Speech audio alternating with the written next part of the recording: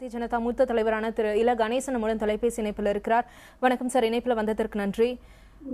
தற்போது அதிமுகவின் போராட்டத்தையும் EVKS இளங்கோவன் தெரிவித்த கருத்தையும் நீங்க எப்படி பாக்குறீங்க?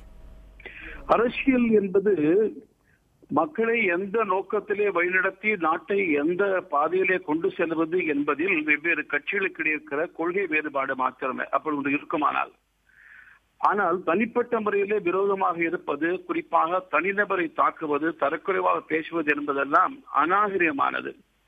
காழ்ப்புணர்ச்சியோ அநாகரிகமான பேச்சுவார்த்தையோ தேவையற்றது. அந்த வகையில் தமிழ்நாட்டினுடைய காங்கிரஸ் கட்சியுடைய தலைவர் அவர் எப்போதுமே சற்று வரம்பு மீறி பேசக்கூடியவர் என்பது உண்மையாக இருந்தாலும், இந்த விஷயத்தில் யாரை குறித்து என்ன பேசினார் என்பது இந்த நாட்டினுடைய போற்றக்கூடிய ஒரு பண்புக்கே விரோதமாக இருந்த காரணத்தால் அது வன்மையாக கண்டிக்கத்தக்கது.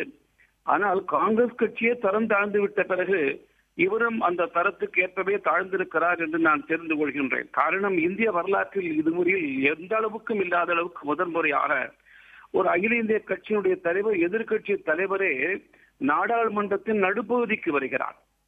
அந்த கட்சிக்கு இவர்களுக்கெல்லாம் வழிகாட்டியாக இருக்கிற, இவர்கள் எதிர்காலத்தின் தலைவராக போற்றக்கூடிய துணைத் தலைவராக இருப்பவர் நேருக்கு நேராக ஒரு மூத்த அரசியல் தலைவரை, ஒரு அமைச்சரை பார்த்து அவரிடத்தில் எவ்வளவு பணம் வாங்கினீர்கள் என்று அசிங்கமாக கேட்கிறார். தரங்கட்டு போன அகில இந்திய தலைமை இருக்கும் பொழுது தமிழக தலைமையும் அதே அளவுக்குத்தான் பேசியிருக்கிறது என்றுதான் கருதுகிறேன். உடனடியாக இளங்கோவன் இந்த சம்பவத்திற்கு விளக்கம் தந்து மன்னிப்பு கேட்க வேண்டாம். இவர்களுடைய அகில இந்திய அதிமுகவின் போராட்டம் ஒரு சத்திய ஆவேசம். நான் அதை வரவேற்கிறேன்.